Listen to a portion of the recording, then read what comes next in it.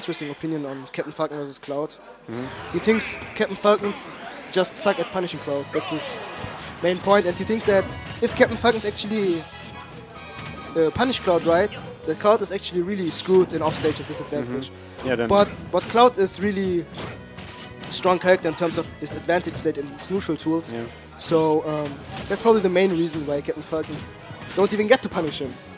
let's see how can punish Cloud with Cpt.Falcon. He has a rather weird Cpt.Falcon. I think you can see his Kirby somehow in it.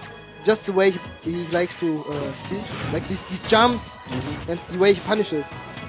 But I think his Cpt.Falcon is really aggressive.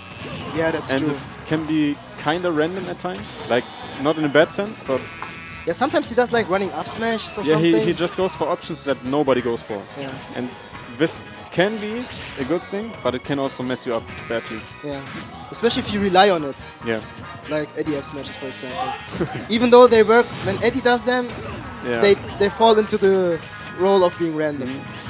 Oh, he wants to catch a landing. He will survive. It might not kill, yeah. Not going for an edge guard. Like he down tilts, but down tilt. Oh, he tried to wake up TP. Wake up Eddie.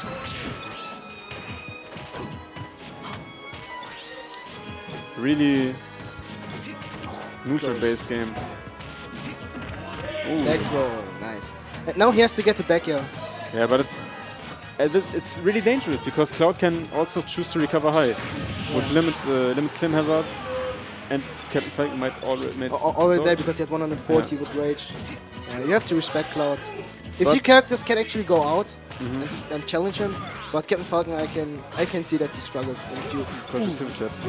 That's slick. Really good spacing. Yeah, that's why I think his Kirby is there, because Kirby also has to perfect pivot jab and after to space him around in the ground game. I think one point about Cpt.Falcon in this matchup is he doesn't really struggle with killing, and that's really. The few kill moves he has are really strong, but they aren't confirmable unless you do up air into knee.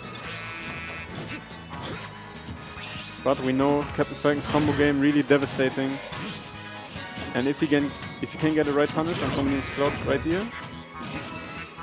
He should have just dash grabbed him. That's edge guard situation. Yeah. Up there. Oh my god! Oh, it killed! Killed! Rage! Wow. Nearly fully charged. Speaking of these random aspects, options no one goes for. I think Tomenimo was a little bit intimidated by the fact that he was charging. Was like, if I recover low, he will 2-frame me. I have to recover high, and then this put him in a worse position. Actually, I was actually really surprised that Tomenimo died because right when he got hit, his limit got charged, right? Yeah, he got limit and fast faller and etc. I thought he might live, but I was really surprised that he killed. In terms of vertical knockback, fast fall force speed isn't that important. It just influences if you are lower or higher, but that isn't that much in Smash 4. In Melee, it's a prominent factor. If you see Foxes get hit horizontally, they tend to be like even to the ledge or a little bit lower. Yeah. Whereas with Cpt.Falcon, this does not happen, even with up DI. And we're going to Lylat. Yeah, Lylat, a really good stage for Cloud. True. Even though it was kind of controversial when Cloud came out. Cloud? Yeah, definitely is. Oh, okay. Like, how's Cpt.Falcon supposed to land on these straight platforms? Yeah, that's true. And between them, you can just cover the space with up airs or nairs, whatever. That's actually true. I think the platforms on Lylat aren't really there to land. They're just to extend the neutral game to another level. Yeah. And they just give a lot more depth to combos and the horizontal game. But just, for example, if Cpt.Falcon misses attack on a platform, Cloud can cover it with any move. And that's what really is really good for Cloud right here. Catches the roll in. Not helping Cpt.Falcon too that he has one of the worst tech rolls in the game. Yeah, and even if you get the tech, you can still most of the time you can react to it because the platform is so small. Yeah, the grab mix-up actually does not work on characters with a frame 6 grab. Yeah. Really close first stock, going for the wake up slightly again. Oh, kill. Does it kill? I don't think so. Well, he just has to get the back air now. Oh, got smart recovery. It was really smart by Tomenimo. because players really fast. Because most players, when edge guarding Cloud, what happened? I didn't look. back air. Oh, nice. And we have an even game again. Most players, when edge guarding Cloud, they are waiting for an air dodge. Oh no! Oh no! Not like this. Why would you do that?